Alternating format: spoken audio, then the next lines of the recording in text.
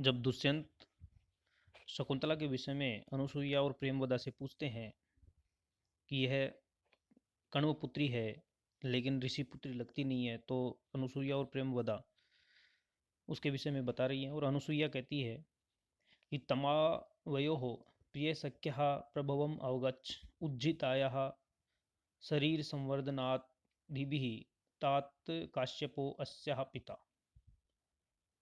तम आवयोः प्रिय सख्या, और उनको अर्थात भगवान काश्यप को, जो ऋषि कण्व हैं, उनको हम लोगों की प्रिय सखी प्रभवम अवगच्छ, उनको उनका जन्मदाता, प्रभव उत्पत्ति स्थान या जन्मदाता समझें, अर्थात उनका पिता समझें। उज्जिताया शरीर संवर्धनादि भी तात काश्यप है अस्याह पिता। उज्जिताया है यानी त्यागी हुई या छोड़ी हुई, यानी जिनको माता पिता के द्वारा त्याग दिया गया था, ऐसी इस सखी के शरीर के संवर्धन यानी पालन आदि के बाद तात काश्यप ही इसके पिता हैं। यानी इनके माता पिता ने इनको छोड़ दिया था, और जो ऋषि कण्व हैं इन्होंने इसके शरीर का संवर्धन किया, अर्थात इसका पालन पोषण किया, इसलिए ऋषि कण्व ही इसके पिता हैं, ऐसा अनुसुईया ने कहा। तो राजा कहता है कि उज्जित शब्देन जनितम में कौतूहलम।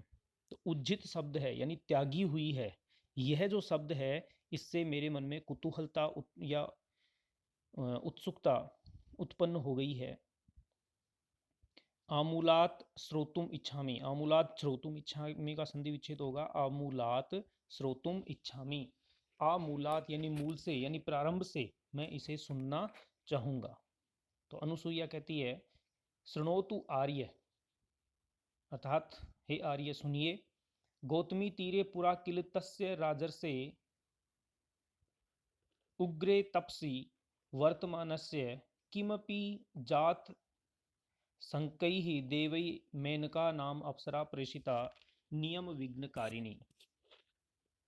अर्थात हे राजा सुनो, गौतमी नदी के किनारे पुरा किल यानी बहुत समय पहले, निश्चित रूप से प्राचीन काल में, गौतमी नदी के किनारे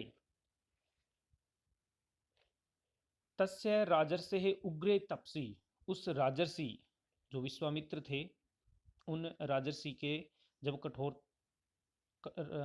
उग्रे तपसी यानी कठोर तपस्या के समय, वर्तमान से किमपि जात संकैः देवैः, यानी जब वे उस कठोर तपस्या में स्थित थे राजर्षि, तब कुछ जात संकैः देवैः यानी संकित हुए देवताओं के द्वारा, यानी जिनके मन में शंका उत्पन्न हो गई थी, ऐसे कुछ देवताओं के द्वारा मेनका नाम की अप्सरा, मेनका नाम अप्सरा, मेनका नाम की अप्सरा को प्रेषिता नियम विघ्नकारिणी, नियम विघ्नकारिणी यानी इनकी तपस्या में विघ्न उत्पन्न करने के उद्देश्य से मेनका नाम की अप्सरा को इनके पास भेजा गया।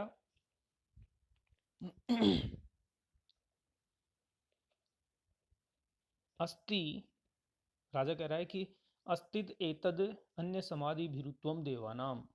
अस्ति यानी है, एतद समाधि भीरुत्वम यानी यह समाधि से भयभीत होना देवताओं में देखा ही जाता है, यानी दूसरों की समाधि से भयभीत होना देवताओं के लिए सामान्य बात है।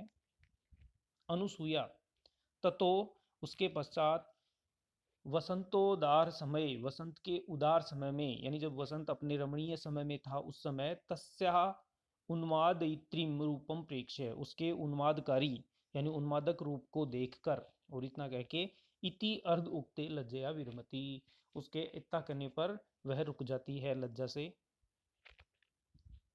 तो राजा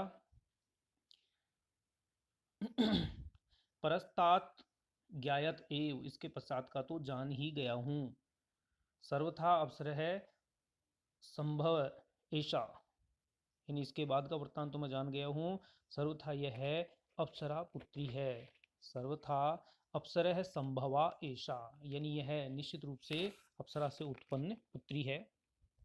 अनुसुईया कहती है अत किम, और क्या। तो राजा कहता है उपपद्यते, तब तो ठीक ही है, यानी जैसा कि मैं विचार कर रहा था वैसा ही है। मानुषेषु कथम वा स्याद अस्य रूप संभव है, न प्रभा तरलम ज्योति रुदेति वसुधा तलात्। जो वसुंधरा का सौंदर्य है उसके विषय में राजा कह रहा है, और श्लोक का अन्वय है कि मानुषिषु, मानुषीषु कथम वा स्याद अस्य रूप संभव है। तो कथम वा मानुषीषु अस्य रूपस्य संभवः स्यात् न प्रभा तरलम ज्योति उदेति वसुधा तलात्। तो प्रभा तरलम ज्योति वसुधा तलात् न उदेति। कथम वा मानुषीषु अर्थात मानुषीषु कथम वा, मानुषीषु अर्थात मानवीय श्रेणियों में, मनुष्य योनि में या मानव लोक की स्त्रियों में। तो मानव लोक की स्त्रियों में अस्य रूपस्य संभव है कथम स्यात्, ऐसे सौंदर्य की उत्पत्ति कैसे हो सकती है। यानी मानवीय स्त्रियों में, जो मानव लोक की स्त्रियां हैं, उनमें ऐसा अप्रतिम सौंदर्य कैसे हो सकता है, अर्थात नहीं हो सकता। प्रभा तरलम ज्योति ही, तो दीप्ति से दैदीप्यमान यानी अत्यंत दैदीप्यमान ज्योति ही प्रकाश, वसुधा तलात पृथ्वी के तल से या पृथ्वी के धरातल पर, न उदेती उदय नहीं होता है, अर्थात उसकी उत्पत्ति ऐसे नहीं होती है। अर्थात जो शकुंतला है वह मानव लोक की स्त्रियों में ऐसा सौंदर्य नहीं होता जैसा शकुंतला का सौंदर्य है।